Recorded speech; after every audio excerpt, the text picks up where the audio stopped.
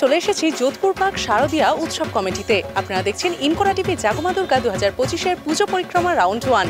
দেখে নেব কতটা এগোলো তাদের পুজো প্রস্তুতি।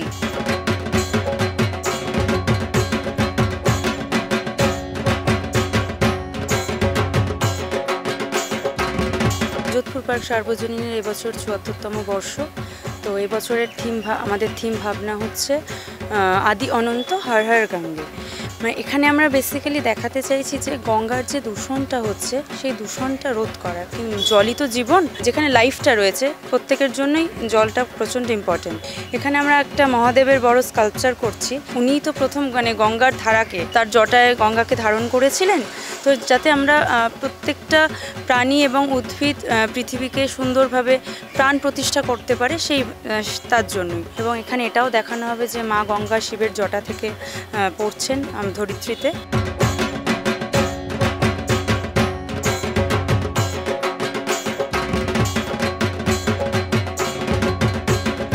প্রতিমার মধ্যে বিশেষত্ব বলছি প্রতিমার সাজ একদম অন্যরকম হচ্ছে, সাবেকি ধাঁচেরই হচ্ছে, সেটা নিয়ে বেশি নাড়াঘাটা করা হয়নি এখানে। তো এবং সাজের মধ্যে এবং প্রতিমার গড়নের মধ্যে একটা অভিনবত্ব থাকবে। এখানে বেসিক্যালি উড এবং টিনের শিটের ওপরেই কাজ হচ্ছে।